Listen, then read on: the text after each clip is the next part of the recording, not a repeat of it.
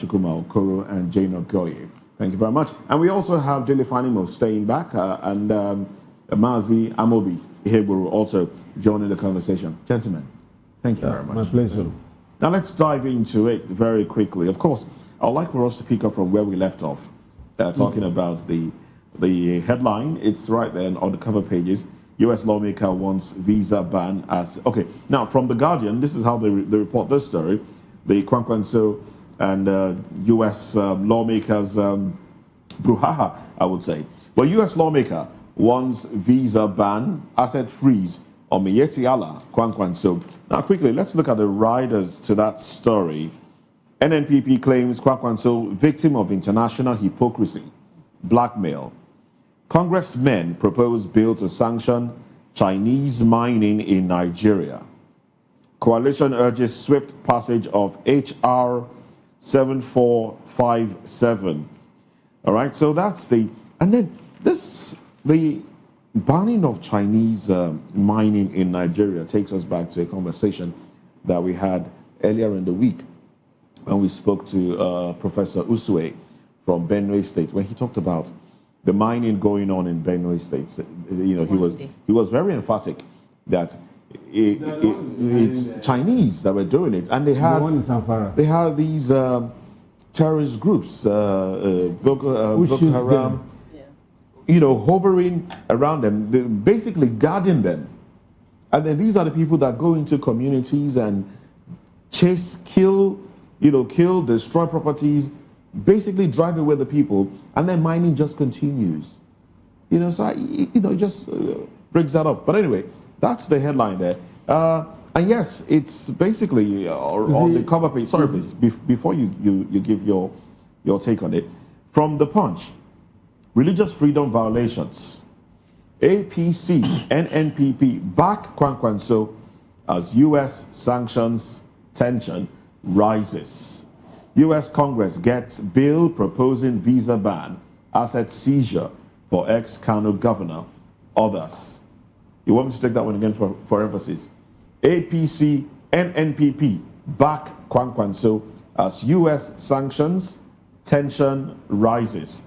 And from this day, it reads, NNPP expresses shock over U.S. proposed visa ban, asset seizure against Kwankwaso, others. Congressmen seek sanctions for Fulani Militia, Miyetti. Military confirms expected deployment of U.S. soldiers to Nigeria. Says troops will avoid combat, focus on training. All right, so yes, that's that story. That's how it appears on most of the dailies. There's a particular name that's not mentioned there. It's already sounding the red herring, which is El-Rufai. Yeah. Everybody in this country knew that El-Rufai was sympathetic to these headsmen. Throughout his stay as governor of Kaduna State, despite several killings, there was not a single day El-Rufai came on here to condemn killings in Kaduna South, which is predominantly Christian area in Kaduna. So, if he's now preempting the U.S. government or whoever that they are coming for me, why is it that he's shouting? When he was sitting pretty well in the government house in Kaduna State, when people were being killed, there was no mention, there was no protection for those guys. The same Kaduna he ruled, and it was a bedlam. The same Kaduna, Sonny Ubana, the governor, Ubasani, yes, that is now in that particular state, and there is a semblance of little calm, although there are pockets of attacks here and there, but it's not as much as when El-Rufai was there. So, in sympathy to those people, he should answer for it now that he's out of government. Now, coming to Kwankwaso, this one cannot, even NNPP and APC cannot save this man if there is prima facie case against him that he was sympathetic and is still sympathetic to the terrorists, because I call them terrorists, whatever name you call them, Miyetti Allah, Miyetti Kataho, or whatever the name is. Their agenda is, like you said, and I like that connection. You recall that was it early this year or late last year, when Trump came from China. I think it was the third day that Trump started focusing on Nigeria about this Christian killing. And I also recall that I mentioned it here, that it's not just to save Christians, but intels it got while in China on the way China has come to dominate Africa. When America was busy doing some other things, he wanted America to catch up with China in the scramble for Africa. And this time, they are not looking at capturing slaves, because already we are slaves in their country. We use our money, our hard-earned money, to travel to their country to become slaves, second citizens. But now, it is the soil that they are after, the mineral resources in the soil. And today, go to some of these people where there is mining going on, either legal or illegal, you find the Chinese there. And so, America is also bent on displacing the Chinese from African soil. So it's not just Nigeria alone, it's the scramble for Africa that is going on as we speak. All right. Mazi. Yeah, the El-Rufai outburst. Recall some years past, the issue of body bags. That concept, that's, body bag was, given to Nigeria by El-Rufai. He didn't mince words when he was saying, if you don't do this, you go home, body bags. So it's still very fresh. Election observers. Yes, it's still very fresh in our memory. You see, that is one thing political office holders should learn. That if you're a political office holder, it doesn't mean, that is your birthright. It's not your father's house. One day, you will leave that place. Max, 8 years, you will leave that place. And then you come to face reality. That is equally the reality Amechi is now facing by protesting, in Abuja. He even introduced his son as a medical doctor who will, minister unto the needs of, protesters, when it happens and all that. So what I'm saying in effect is that the political office is so ephemeral that people should learn their lessons. So while there, you begin to do the right things, as it were.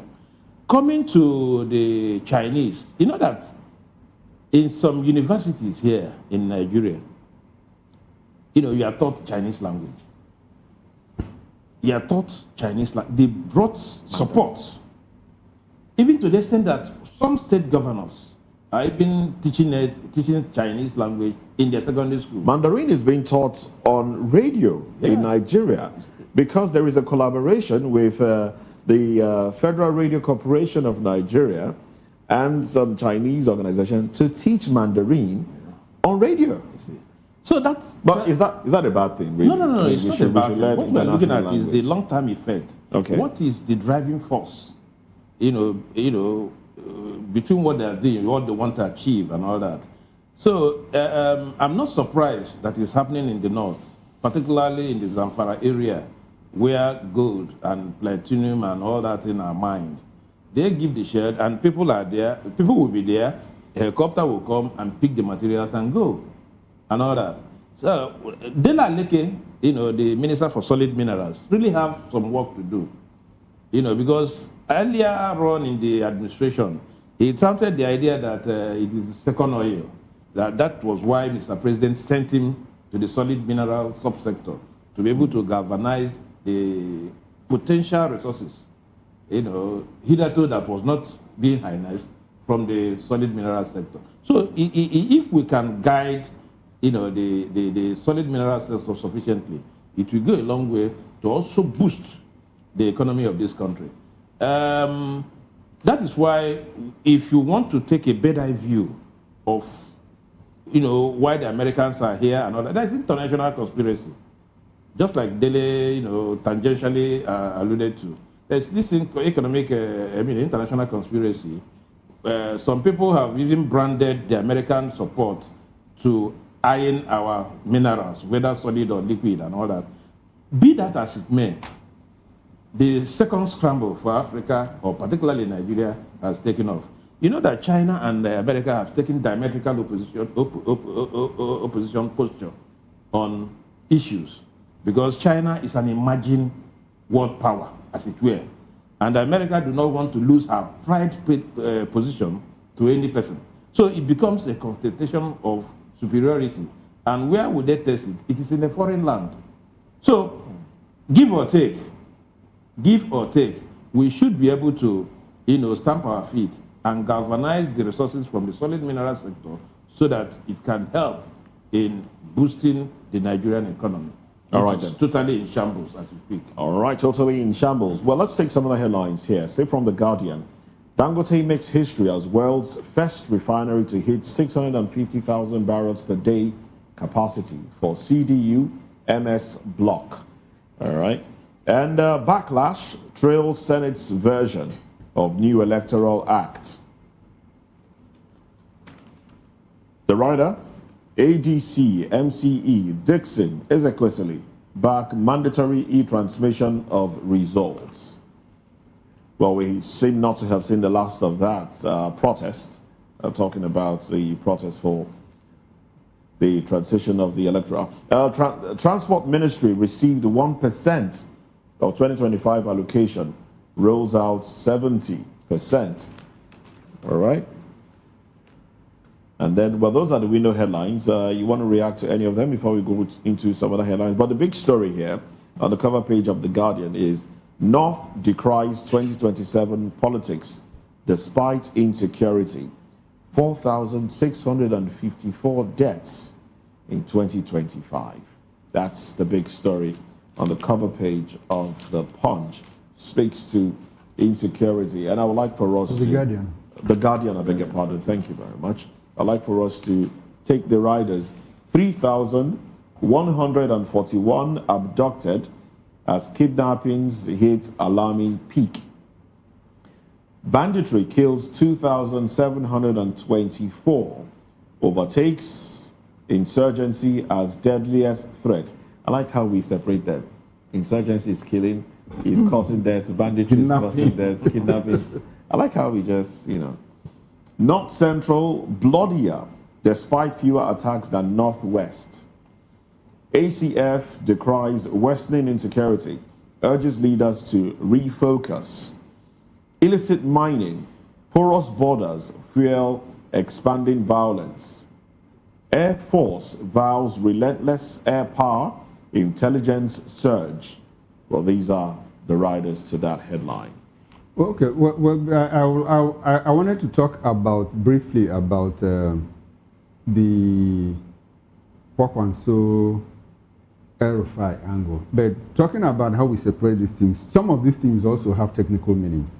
So if you talk about insurgents apparently they want to create a fiefdom. They want to create a sovereign state for themselves. They want to, if it is possible for them, they will get to government and push away that government and take over. They are insurgents.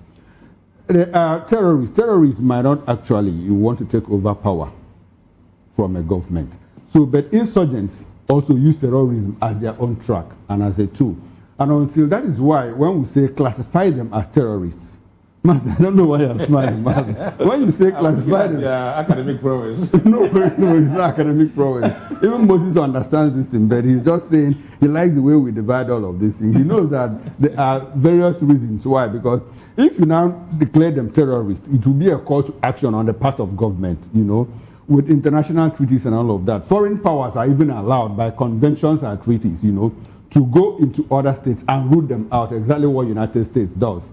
If you look at one of the charters of the UN, it allows foreigners, foreign governments to intervene in other states if they are perceived or if those states have also clearly declared a group of people as terrorists.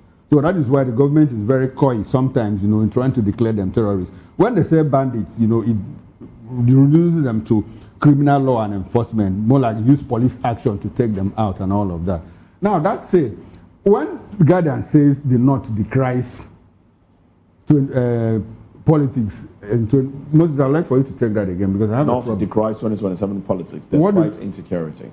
So what do they mean by decries 2027 politics? Is it that the North is against 2027 election, or is it that, well, we don't like the fact that Northerners are politicking while we are dying of insecurity and all of that? That's what I want to understand. Because the Northerners are the one even playing this politics. So why would they decry it? Baba Ahmed is always there on television, talking about Atiku is always there on television. His younger brother, Baba Dati Yusuf Dati Baba Ahmed is also on television, discussing. Kwankwaso has been discussing politics. So why are they decrying it? I think it's a call for them, It's a call for the North. But I like the fact that the North, they are now beginning to realize, we have been in power for a very long time. If you listen to a lot of people, they say, well, what is Atiku going to do there just after 8 years of the Babangida administration? What did of Buhari administration? I beg your pardon. What did Buhari do for us and all of that? So and the North insists, well, power should remain in the South. Let us see what the South can offer. When people object to the Northerners that object to the power being in the South and in the Southwest are people who lost out of power. Out of the power equation, power play, and all of that. But let me summarize it. Why we see things happen in this country is because we don't have consequences for little crimes. When we don't punish small crimes, the big ones thrive. Miles, I'm happy that you brought up the issue of body bags, because up until today, nobody's career was damaged. Buhari lived all his life, and Buhari was the one that said, if this election goes this way, baboons and monkeys will soak in their blood. And after he made that statement, scores of people, core members, were killed in this country. He was never prosecuted.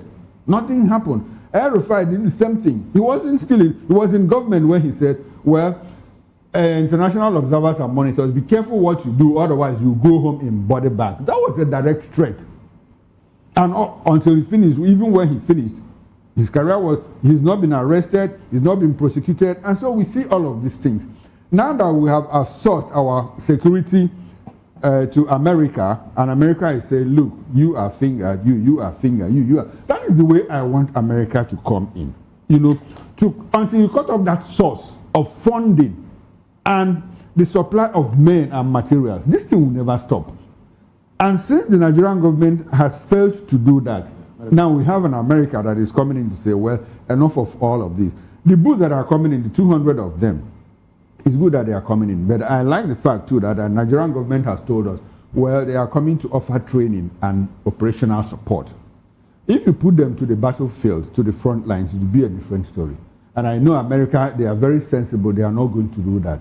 They remain within the backyard, at the back room, offering some kind of operational support like drone support, intelligence support, and all of that. But talk about battlefield, they might not get to battlefield because it will be a different story. Absolutely. Now let us look at the oil space. Moses, you raised an issue, said that Dangote has met certain threshold. But 3-4 days ago, we saw some importers of these petroleum products saying that they are not being given opportunity to import and all that. The critical and obvious question here is, why are we still importing? What makes importation attractive when Dangote is meeting our requirement? From what you said now, why is it much more expedient enough for us to continue to clamor for, people to import petroleum products, while we have not exhausted the ones we have produced? Would you want to answer that question? Let me turn to a moderator. No, you cannot. What we can do is we can take a look at the reports and maybe make sense of it. Yeah. Okay.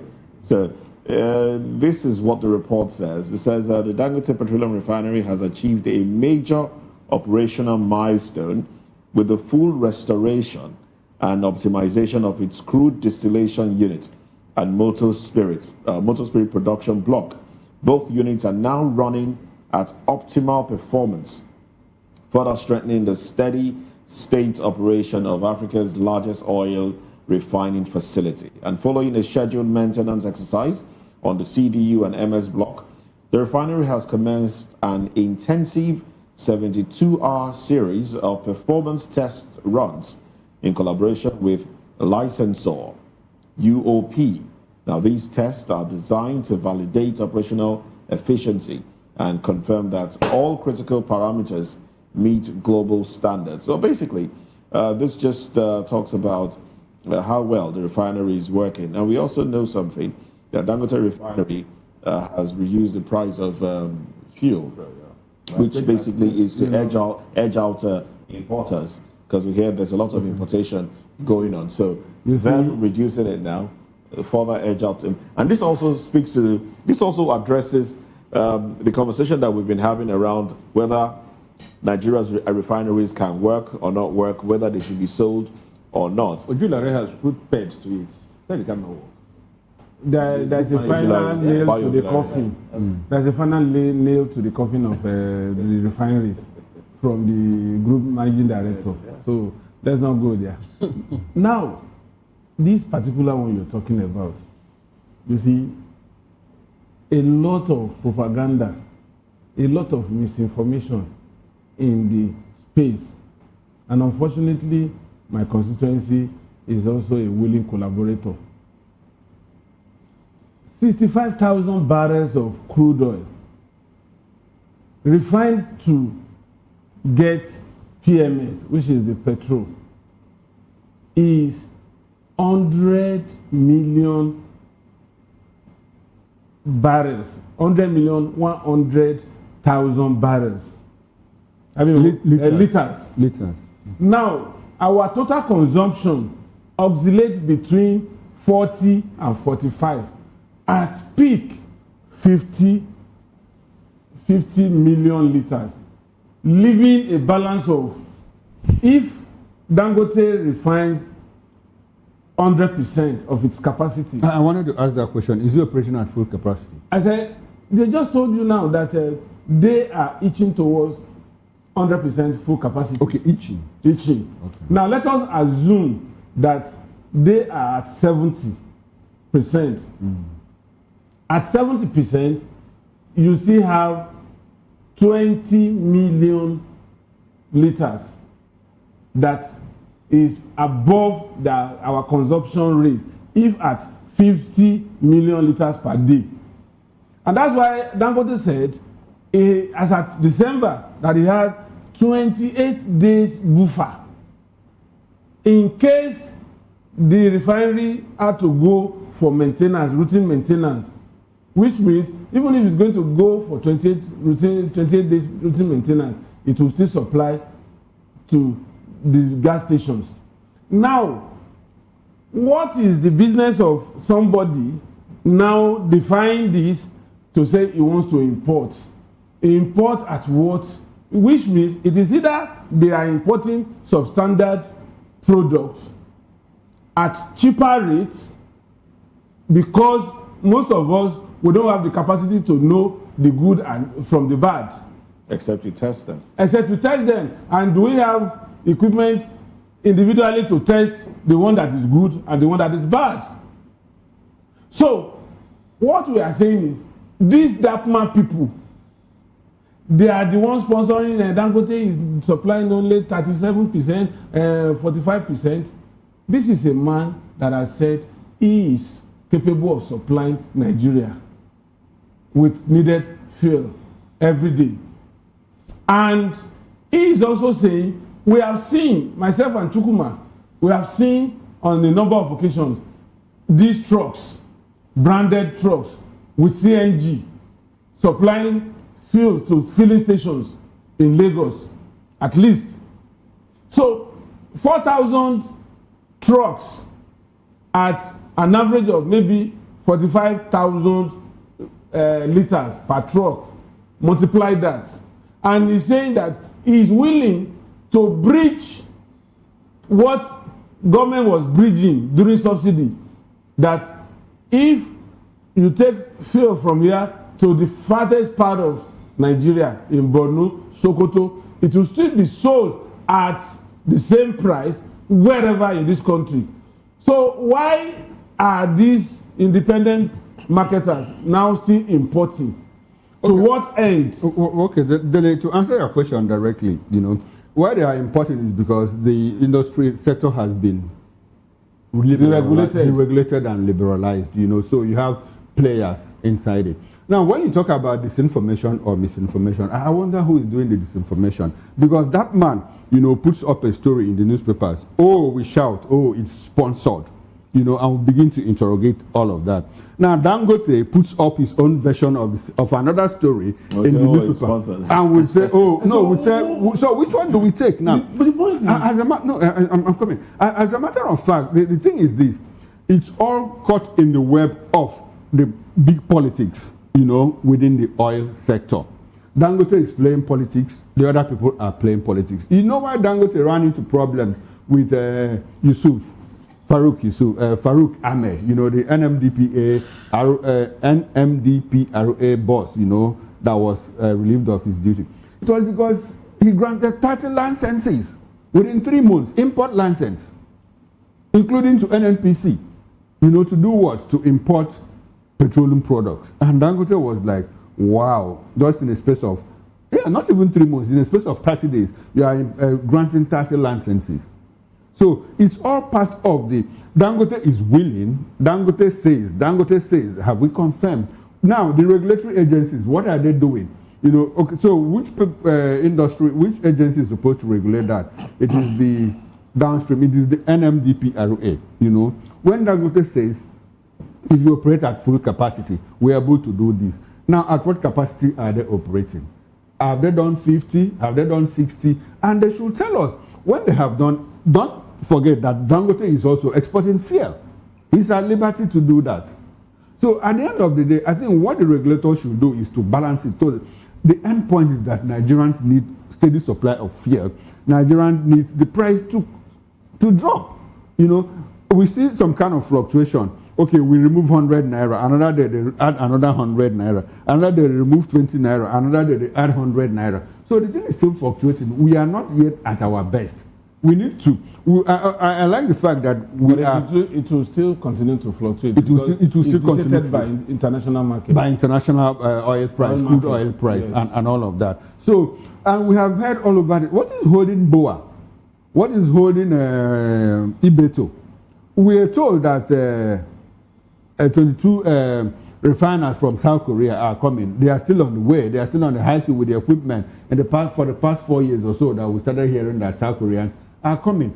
The other refineries in Edo State, what do they call it? On top of my head, I can't remember that name. Something mill. What is keeping them? We need more operators, in the industry, so that it will not be just Dangote alone. If it becomes Dangote alone, it might just morph up into a monopoly, and that is not what we want at this time. I don't like the fact that we are politicizing this. Yeah, the question you should ask yourself, why is BOA and the co, why are they not on stream?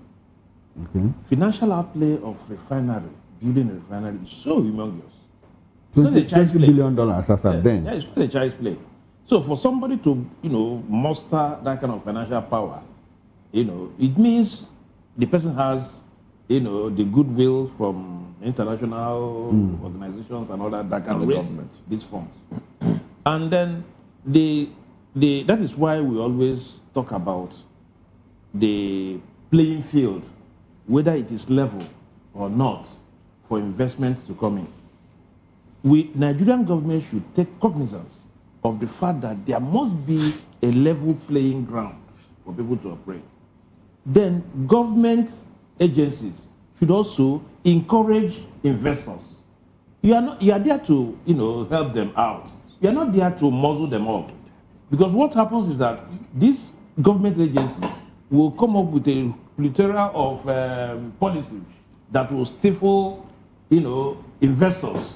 That is not what we want. Sometimes they create entry barriers. Yeah, entry barriers and all that. So for people to the government agencies should also be prepared to put everything on the table and encourage this. That is why if somebody manages in Nigeria to set up an industry, make an investment, you are now telling the person to, begin to guide the person as to how he or she will run his business.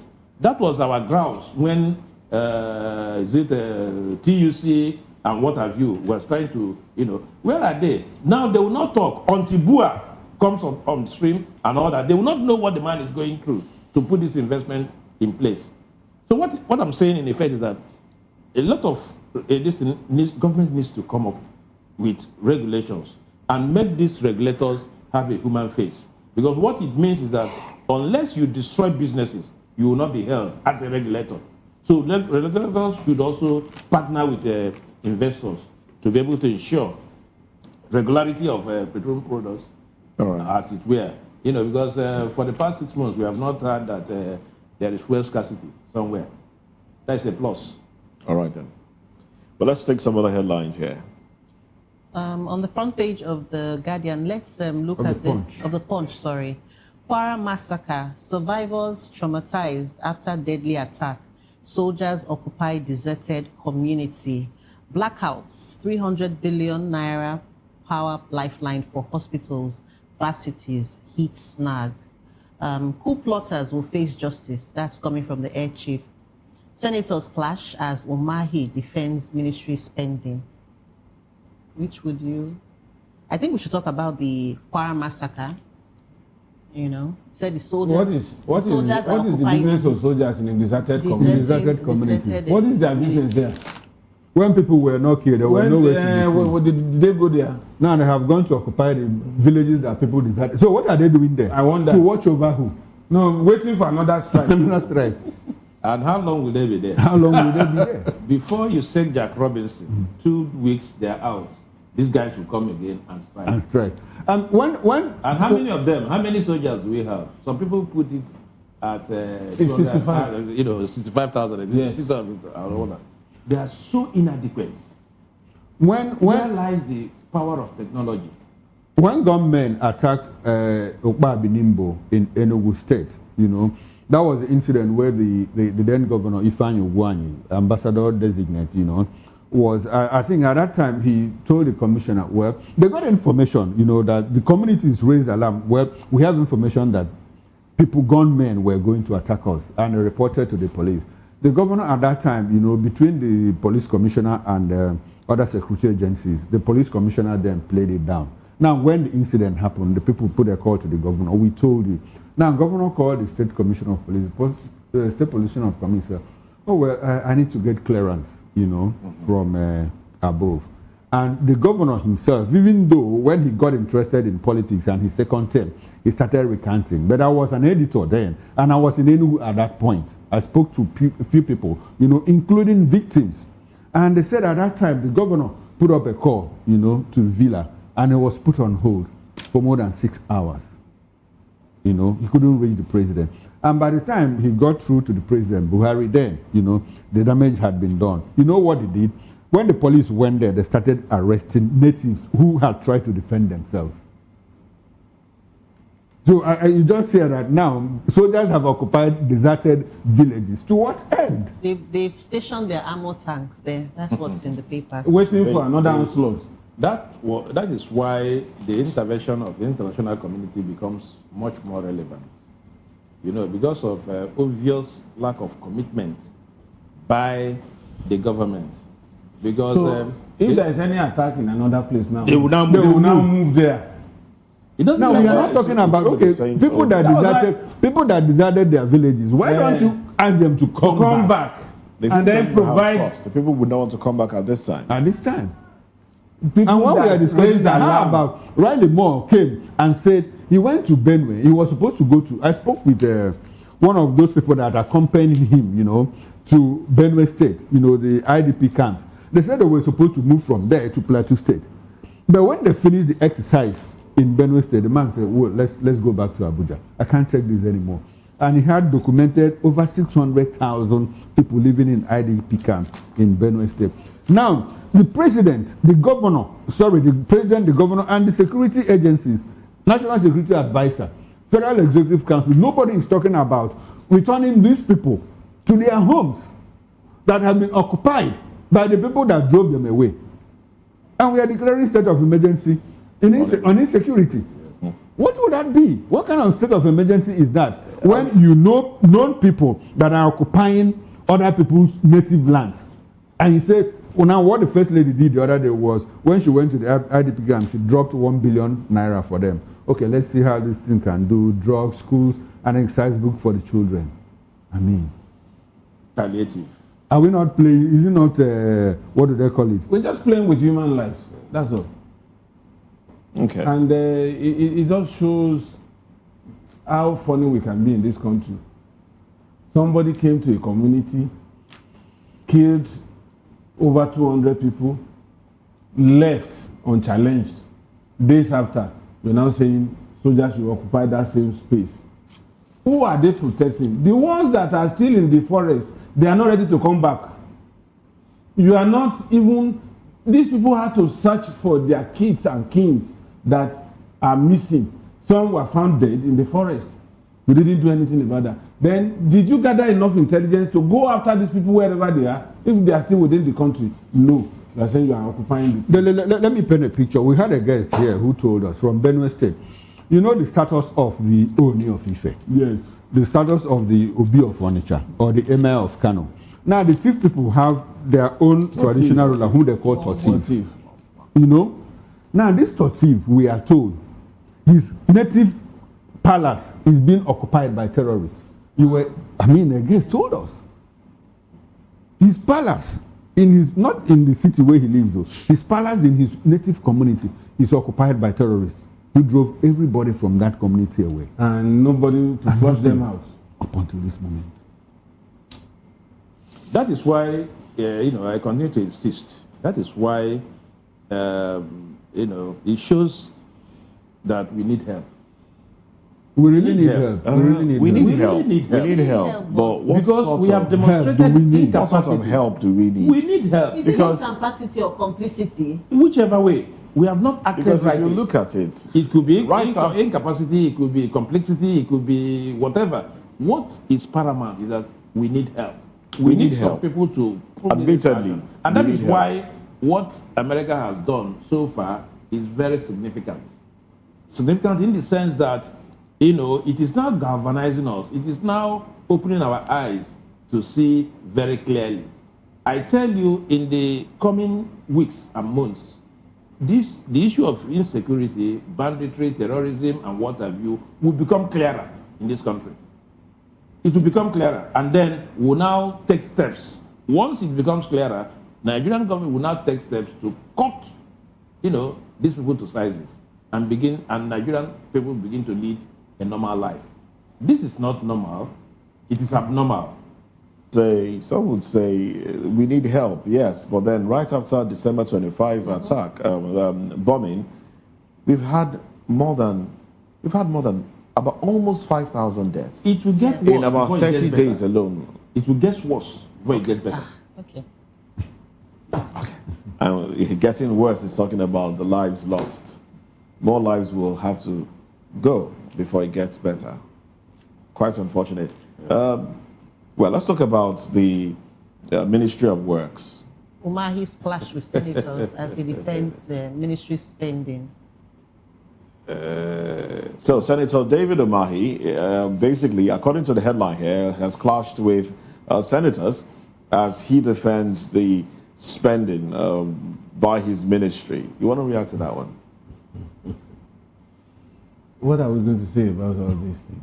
That we have not said. That we have not said. But we need to keep. But we will keep saying it. You see, the point is, in all fairness, I think Umahi has done better than some of his predecessors in that ministry. Particularly ensuring that the quality of work in the ministry is better than what it used to be. We have seen roads constructed and in less than 6 months given in this country. And it has had cause to even sack some contractors that are doing shoddy job. He has shown and he has demonstrated that he is capable of handling that ministry. But the issue of money allocated to the ministry how it is spent is not within my realm. They should sort it out themselves. But the point is, why do we have to go into this? Because I consider it as a distraction. If you have evidence to prove that 10,000 naira was spent on a project that shouldn't take more than 2,000 naira, let it be explicit. Tell us as Nigerians if you know, rather than, I'm sure, I hope it's not going to resort to off the mic at the end of the day. All right then. Okay, Mazi, go ahead. I'd like to. Part of the skirmish was that someone, a company that was awarded a contract in, is it Kaduna, Abuja, or whatever, was jettisoned, and another company, Makaino, So senators were asking, these people are noted, are known for generator, and when did they metamorphose into road construction? Road construction. What was Umahi's response? You understand? So some of these things can annoy people. Recall also that these are the senators, trying to rub minds with him. Also knows, they know one or two things. I should have, Umahi, behavioral attitude is getting me, somehow worried. Because there is a way he could have answered that question, and then they will roll. But I do not think he did justice to that Oshimole's question. How did Makaino move from generator cells to road construction? It's very critical. Any right-thinking person will ask that fundamental question. But the response, the way you respond, goes a long way to also suit the Fredness. When I saw the story, when I saw it, even before this altercation between the minister and the senators, I saw Mikano. I said, these are not these people that import generators. When did they get into road construction? And I just brushed it aside, even before this thing happened. Now, that said, Umahi is one person that, as governor, he seems to have done well in terms of road construction in Ebonyi State. Like, he did roads in places where people don't, even bridges. When I use his state to my own state, to my own community, I passed through a flyover. There's that place is undulating. So he built a flyover. At some point, there was a day our vehicle, broke down on top of the flyover, and we stayed there for like 45 minutes trying to fix it, and no other vehicle passed. So he did a lot for his people in terms of road construction. He is a good engineer, a sound engineer, but he doesn't have the humility of a public servant. That is one thing that is lacking. And he's so loquacious, he doesn't, because he feels that he has the ears of the president. And it is that same thing that is powering Wike. Because both of them believe that, we are very critical. We are very critical, to the success of this administration. So they are very unmindful of their public conduct. That is not what it should be. Okay. As a public servant, you should deliver, humility. When you are asked questions, like the other day, Shema Kinde said, how can you be dancing around kilometer, how much kilometer? And that is what he's doing. In terms of accountability, I'm not saying that he is corrupt, but I'm saying that he is unable to account, for costs in his ministry. And that is not a very good thing. Probably, if you dig deeper, you might just open a Pandora's box in that ministry. All right, so let's move away from that conversation and use the time we have left to talk about something that affects the electronic transmission of results, which is, what a lot of stakeholders have been clamoring for in recent time. So the headline is how botched broadband plans ruin e-transmission of election results. All right, so, and these are the riders. I'm going to do this as quickly as possible. 3,000, I beg your pardon, country misses multiple targets set out to 2 broadband plans. 4,834 communities underserved. Telecom operators optimistic about digital transmission. 2G technology suffices for more than 87% of voting population. And this comes as Nigerians talk about whether it is possible to have e-transmission or not to have e-transmission. So Well, these are the riders to this story, and they basically, some will say this seems like a sponsored post to further sway Nigerians away from the clamor for electronic transmission. What are your thoughts, Mazi? The issue has been over-leveled, you know. I do not think, because before 2023 election, we were told that internet penetration is about 93% in this country. So have we not moved from 93% to whatever? Or are we saying that we have, moved away, decreased from that 93? I want to believe that if we had 93% penetration in 2023, by now we must have increased, that percentage. And consequently, no one will tell us that, we don't have internet and all that. I find it difficult to swallow, when distinguished senators, are defending this. You understand? Because once you put electronic transmission side by side with, manual transfer or whatever, it becomes difficult. Of course, our electoral officers will take the easy way out. We have made that point copiously, that you can transmit when you get to an area, assuming without conceding that at that point in time there was no internet. When you move away in the next 10, 15, 20 minutes, the thing will be delivered. But our lawmakers do not want to understand this. And we put them there. We are supposed to be their employers, and they are supposed to be our employees. I wonder, why must they insist? We are still waiting for that conference where I hope the representatives, the House of Representatives, will not move away from their earlier position of transmission electronically. I hope they will not shift from there so that we will know that it is the senators that we are, having drought with. From the way things are moving, they might get to that conference and succumb to the pressure of, whatever. And that will spell doom, because I am not saying that electronic transmission of results will solve all our election wahala. No, but it will go a long way to endear Nigerians, into the electoral process, and then ensure credibility, transparency to a reasonable extent. Is that not what we are clamoring for? Are we going backwards or we are going forward? This to me is akin to, one step forward and two steps backwards. All right. What in political sociology they call disjointed incrementalism. Wonderful. Super. Your take. Okay, let me just offer my take.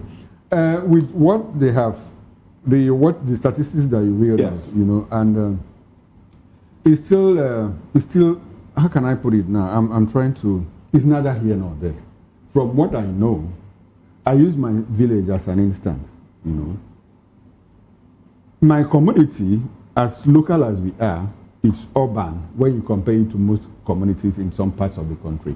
Yeah. And at home, if I want to make a transfer, you need to move. I need to move. I need to get to an elevation, before network, And sometimes, the thing will try to load. Buffer. They will debit you. They will not credit.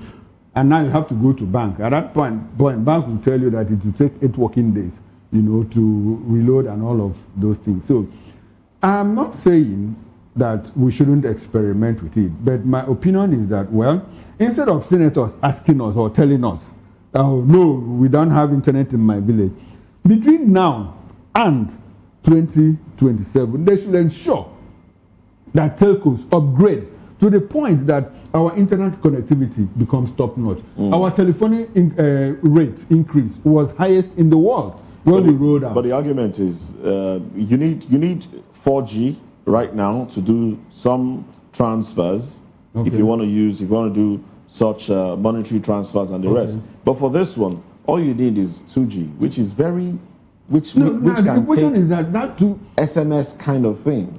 Text message. I know it graduated 2, 3, 4, 5G, but it is still internet that provide that 2G. It is internet. So the you know how it is on phones. You have the bars. Yes. Small bar, medium, and then all the way to the biggest bar. That shows that your network is full. With the smallest bar, you can there are still places transmit. where you don't That's even what they're have saying. those small bars. You don't have any bar at all. Yes. There are places where you don't have those. We are looking And experts have told us that you can improvise. We are looking at 32,000 polling units You can across improvise. Nigeria. Where you don't have internet, you can improvise. It's even, on the table. Improvise how? With I don't want to mention the brand name or whatever. Okay. They said we can provide. That's exactly the point. What we Between need, now what we need, and, what we need the National Assembly to do. What is too difficult? What we need the National Is it Assembly rocket to science do? for them to earmark? After all, was it 350 billion naira they earmarked for INEC in 2022? In 2026 is 1 trillion. 1 trillion. What? So are you not telling me that even if it means 2 trillion, Show us. let us? No.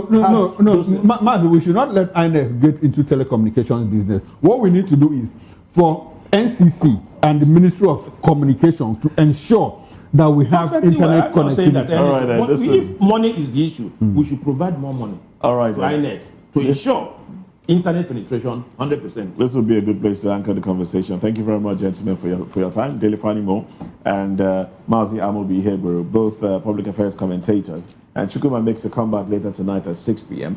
on Political Lens. Promises to be interested, where they'll be touching on the politics happening around the nation. Well, on behalf of my colleagues here, Chukuma Okoro, Jane Ogoye, I am Moses Humphrey, wishing you a beautiful day. See you again tomorrow, God willing. Bye for now. Thank you.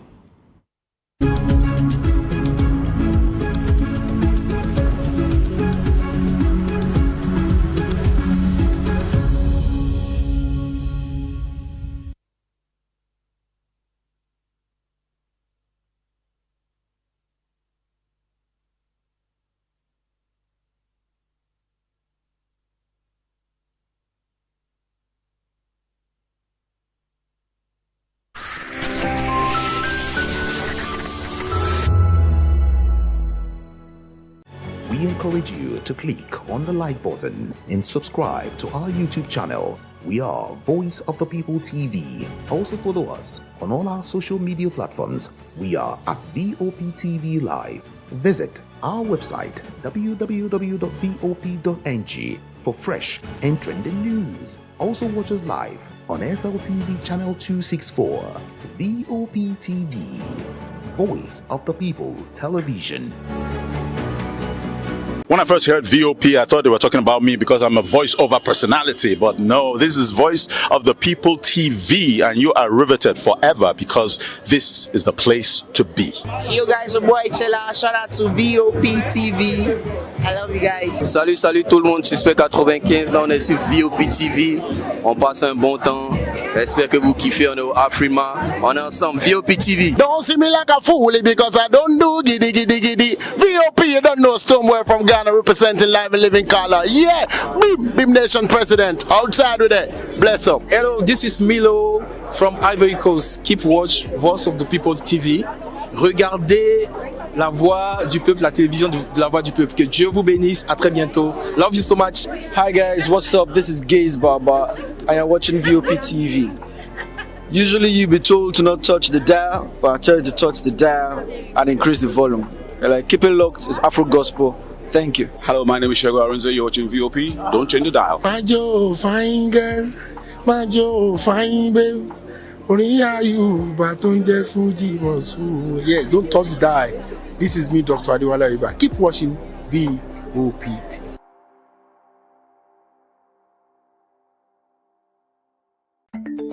Africa is on the move, a continent of rising voices, untold stories, and powerful transformations. From the streets of Lagos to the heart of Nairobi, from the mines of Congo to the tech labs of Cape Town, the African story is being written every day. Bold, dynamic, unstoppable. This is African News on Voice of the People Television. We don't just bring you the news.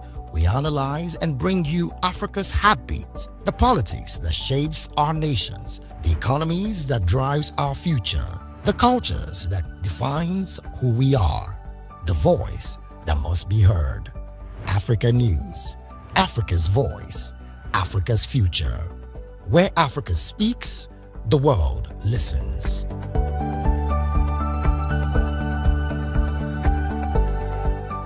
Hello there, my name is Damilola Ogunsi, also known as the Goldfish. Hi, my name is Chiki Bright Emmanuel. I'm an actor and a filmmaker. Hello peeps, my name is Yomi E. Adejimo. Hi everyone, I'm Paul Utomi. Hi everyone, my name is Stacey Benjamin and this is Voice of the People TV.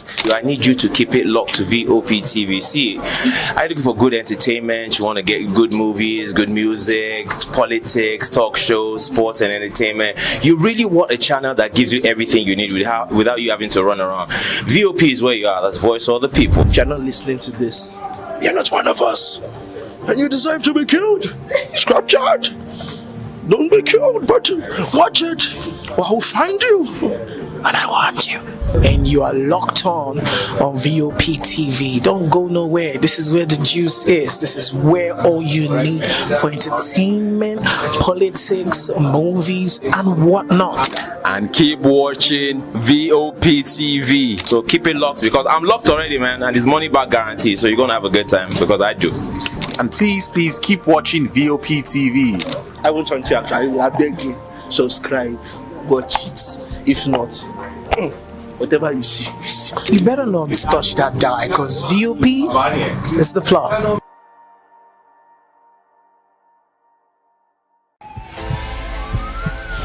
This is Health Check, your weekly guide to better living, smarter choices, and trusted answers. From everyday wellness to urgent health issues, we've got you covered. Health Check only on Voice of the People television, where your health